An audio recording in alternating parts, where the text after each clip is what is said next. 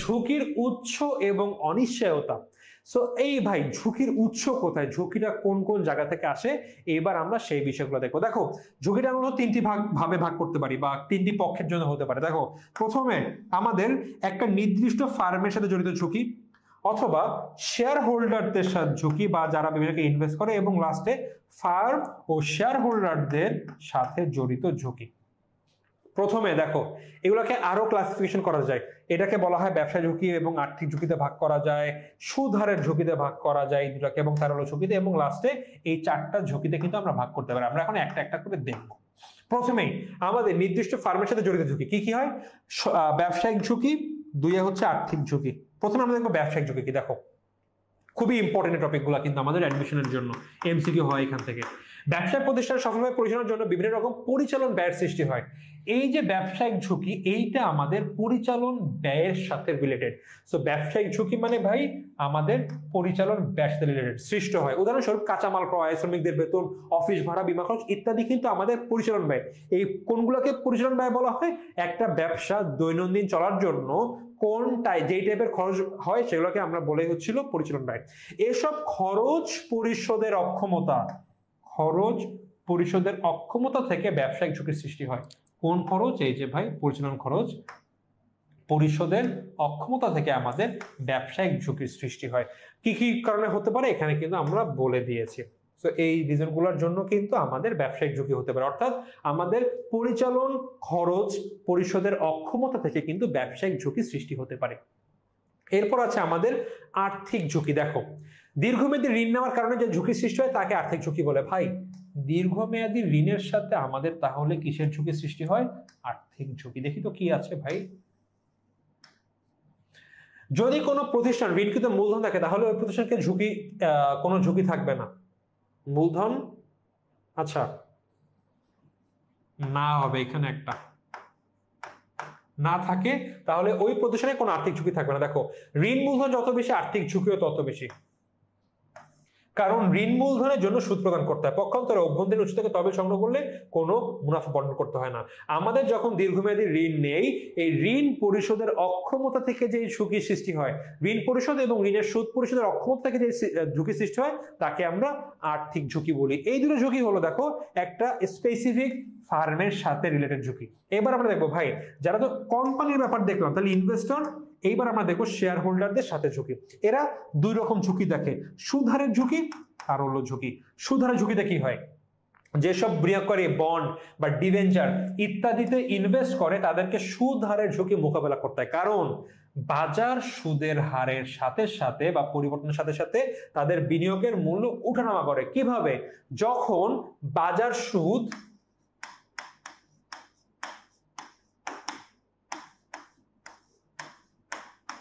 বেড়ে যায় তখন তাদের বিনিয়োগের মূল্য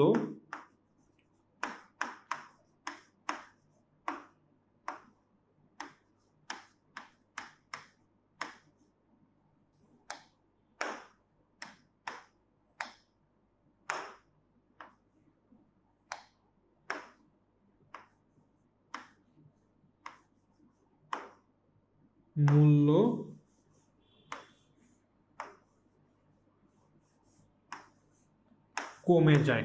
সো দেখো এই সুদ বাড়ার কমার সাথে কিন্তু বিনিয়োগের মূল্যের ব্যাপার থাকে। এখন ভাই এটা কিভাবে হয়, এইটা যদি তোমরা মূলধন ব্যয় দেখতা, হ্যাঁ মূলধন ব্যয় অধ্যায়ে তোমরা কিন্তু এই ম্যাথগুলো করবা, বাট করার কথা ছিল, বাট তোমাদের সিলেবাসে নাই, করলে তোমরা ব্যাপারটা বুঝতে পারতাম।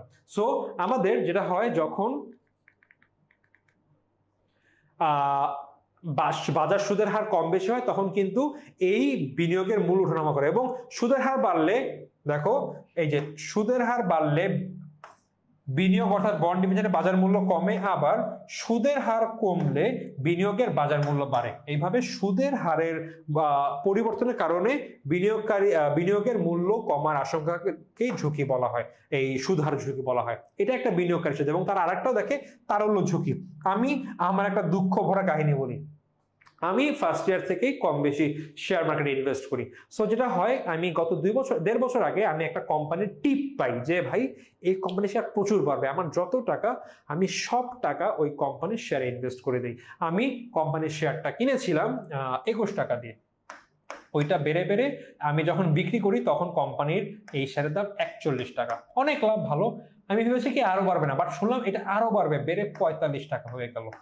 ওকে, আমি আবারও সব টাকা দিয়ে কিনলাম, যে টাকা ছিল সব। এখন কি হচ্ছে, এই শেয়ারের দাম কমে কমে এখন মাঝে 31 টাকা পর্যন্ত হয়ে গিয়েছিল। এখন ফ্যাক্ট ইজ, আমি যখন দাম কমে যাচ্ছে মার্কেটের, কোনো কিন্তু ক্রেতা নেই। তো আমি যে এখন চাবো যে আমি এই শেয়ারটা বিক্রি করে দিব, হবে না, কারণ এই শেয়ার কোনো ক্রেতা নাই। তো আমি ইনভেস্ট করলাম, বাট চাইলেই আমি এখন এই টাকাটা আমার কাছে ব্যাক আনতে পারছি না, কারণ ভাই আমার তারল্য ঝুঁকিতে পড়ে আছি আমি, বা তারল্যর যে সমস্যাতে পড়ে আছি। সো এটাই হচ্ছে তারল্য ঝুঁকি। কি ভাই, আমার বিনিয়োগকৃত অর্থ দ্রুত না ফিরে পাওয়ার আশঙ্কাকে বলা হয়। দেখো, বিনিয়োগকৃত অর্থ, শেয়ার, বন্ড, ডিবেঞ্চার ইত্যাদি বিনিয়োগের পর যে কোনো সময় এইসব বিনিয়োগ নগদ টাকায় রূপান্তর করার প্রয়োজন হতে পারে, এবং এইটা করতে না পারার যে সম্ভাবনা বা যে ঝুঁকি, তাকেই আমরা বলি তারল্য ঝুঁকি। বিনিয়োগকৃত অর্থ প্রয়োজন অনুযায়ী নগদ টাকায় রূপান্তর না করার যে সম্ভাবনা, এই সম্ভাবনা থেকে আমাদের যে ঝুঁকি সৃষ্টি হয় তাকে আমরা বলি কিন্তু তারল্য ঝুঁকি। সো এইগুলো ছিল একটা পার্টিকুলার শেয়ার হোল্ডারের সাথে জড়িত ঝুঁকি। এইবার কিছু ঝুঁকি আছে যেগুলা একটা ফার্ম এবং শেয়ার হোল্ডার বোথ এন্ডকে ইফেক্টেড করে। সো এইটা একটা হচ্ছিল বিনিময় হার ঝুঁকি, একটা হলো মুদ্রাস্ফীতি ঝুঁকি, একটা হলো রাজনৈতিক ঝুঁকি, এবং একটা হলো বিশেষ ঘটনা ঝুঁকি। আমরা একটা একটা করে দেখব। প্রথমেই বিনিময় হার ঝুঁকি। দেখো, বৈদেশিক মুদ্রার বিনিময় হার ওঠা নামার কারণে যে ঝুঁকি সৃষ্টি হয় তাকে বিনিময় হার ঝুঁকি বলে। ভাই, আমার ফরেন কারেন্সির যে রেট, এইটার আপ ডাউনের জন্য আমার যে ঝুঁকি সৃষ্টি হয় তাকে আমরা কিন্তু বলি বিনিময় হার ঝুঁকি। দেখো, যে সমস্ত বিনিয়োগকারী আন্তর্জাতিকভাবে বিনিয়োগ করে তারা বিনিময় হার ঝুঁকি করে। একটা এক্সাম্পল দেখো, বেক্সিমকো লিমিটেড যদি মার্কিন যুক্তরাষ্ট্রের কোনো কোম্পানির মোট $20,000 সিকিউরিটি 80 টাকা ক্রয় করে, 80 টাকা মানে আমাদের 80 টাকা মানে $1 80 টাকার সময় কেনে, তাহলে তাদের মোট বিনিয়োগ করে, এবং 3 মাস পরে দেখা যাবে এই $1 85 টাকা হয়ে গেল। সো দেখো, আমি $20,000 ইনভেস্ট করলাম এবং আমার তখন পার ডলার ছিল 80 টাকা, এটা পরবর্তীতে হয়ে গেল পার ডলার 85 টাকা। সো দেখো, আমি যখন কিনলাম তখন আমি কিনেছি কত, 20,000 ইন্টু 80 টাকা, রাইট? আমার কত হয়, 8 দুগুণ 16, 16 লক্ষ টাকা আমার ইনভেস্ট করা লেগেছে। দেখো, আমি যখন 80 টাকা দিয়ে করেছি, আমার বাংলা টাকা বা বাংলাদেশি টাকা দেওয়া লেগেছিল 16 লক্ষ টাকা, কিন্তু যখন আমি এটা আবার 85 টাকায় ভাঙালাম তখন আমি কত টাকা পেলাম, তখন আমি 17 লক্ষ টাকা পেলাম। আমার এখানে 1 লক্ষ টাকা লাভ হলো। বাট এইটা যদি আমার 85 টাকা না হয়ে কমে 70 টাকা হয়ে যেত, তাহলে কি হতো বলতো, আমার অলমোস্ট এখানে 2 লক্ষ টাকার মতো কিন্তু লস হতো। সো এই যে আমার বিনিময়ের রেট বা ট্রানজাকশন রেট কম বেশি হওয়ার যে সম্ভাবনা, এবং এই সম্ভাবনা থেকে যে ঝুঁকি সৃষ্টি হয় তাকে আমরা বিনিময় হার ঝুঁকি বলি, এবং এইটা একটা ইনভেস্টরের উপরেও ইফেক্ট ফেলবে, একটা কোম্পানির উপরেও কিন্তু ইফেক্ট ফেলবে। তারপর মুদ্রাস্ফীতি বা ক্রয় ক্ষমতা ঝুঁকি। দেখো, মুদ্রাস্ফীতি মানে কি, ক্রয় ক্ষমতা, মুদ্রাস্ফীতির কারণে সৃষ্ট ঝুঁকিকে বলা হয় ক্রয় ক্ষমতা ঝুঁকি। যদি আমাদের মুদ্রাস্ফীতি হয়, আমাদের কিন্তু ক্রয় ক্ষমতা কমে যাবে। আমার কাছে আজকে 100 টাকা আছে, আমি 100 টাকা দিয়ে মোট 1 কেজি চাল কিনতে পারি, 1 কেজি চাল। আগামীতে এই 1 কেজি চালের দাম হয়ে গেল 130 টাকা। সো আমার কাছে 100 টাকা আছে, আমি কি আর 1 কেজি চাল কিনতে পারবো? পারবো না। সো এই মুদ্রাস্ফীতির ফলে আমাদের ক্রয় ক্ষমতা কমে যায়, এবং এই যে ক্রয় ক্ষমতার যে ঝুঁকি বা আমাদের ক্রয় ক্ষমতা কমে যাওয়ার যে সম্ভাবনা, এটাকে বলা হয় কিন্তু মুদ্রাস্ফীতি বা ক্রয় ক্ষমতা ঝুঁকি, এবং এইটা একটা ইনভেস্টর এবং একটা কোম্পানি উভয় পক্ষকে কিন্তু প্রভাবিত করে। রাজনৈতিক ঝুঁকি, যখন রাজনৈতিক বা বিভিন্ন সরকারের কর নীতি বা অন্যান্য নীতি পরিবর্তনের ফলে ফার্ম এবং বিনিয়োগকারীর উভয়ের উপর কিন্তু একটা নেতিবাচক, কিছু কিছু ক্ষেত্রে ইতিবাচক প্রভাব পড়তে পারে। সো এই যে নেতিবাচক প্রভাব পড়ার সম্ভাবনা, এর ফলে সৃষ্টি হয় রাজনৈতিক ঝুঁকি। এবং লাস্টলি বিশেষ ঘটনা ঝুঁকি। কয়দিন আগে করোনা হয়ে গেল, একটার মধ্যে ফেলানো পসিবল না, বিশাল একটা আর্থকুয়েক হলো, শহরের বিশাল একটা ধ্বংস হলো। সো এইসব রিজনে যে রকম ঝুঁকি হওয়ার সম্ভাবনা, এটা কিন্তু একটা কোম্পানি, একটা ইন্ডিভিজুয়াল এবং সকল পক্ষকে প্রভাবিত করবে। এই বিষয়গুলোকে আমরা কিন্তু বলতে পারি বিশেষ ঘটনা ঝুঁকি।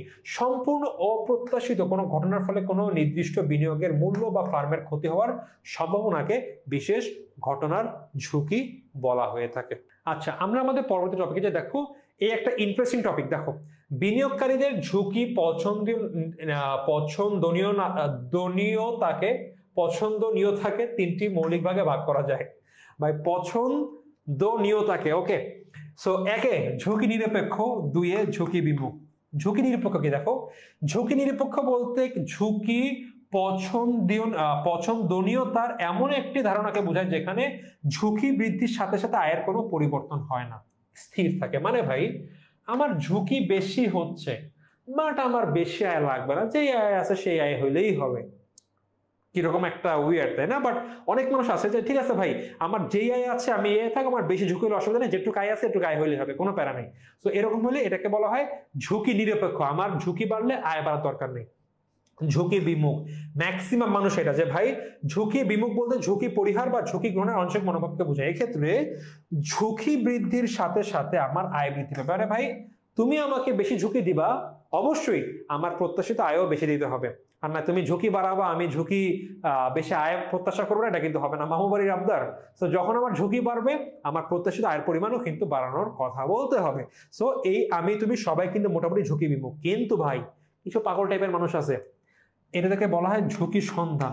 দেখো, ঝুঁকি সম্পর্কে এমন একটি ধারণা যেখানে ঝুঁকি বৃদ্ধির ফলে আয় যদি হ্রাস পায়, তবুও বিনিয়োগকারীরা চ্যালেঞ্জ হিসাবে গ্রহণ করবে যে ভাই তুমি আমাকে ঝুঁকি বাড়ায় দাও, আমার এরপরে আয়ও কমায় দাও, স্টিল আমি বিনিয়োগ করব। একটু পাগল কিসিমের মানুষ থাকে অনেকেই, যে ঝুঁকি বাড়াও, আমি চ্যালেঞ্জ দিলাম, তুমি ঝুঁকি বাড়া আয় কমাই দাও, স্টিল আমি বিনিয়োগ করব। এরকম অনেক সাইকোলজির মানুষকে পাওয়া যায়, ওদেরকে বলা হয় ঝুঁকি সন্ধান। তো আমরা বিনিয়োগকারীর বিভিন্ন প্রকার ঝুঁকি পছন্দনীয়তা দেখলাম।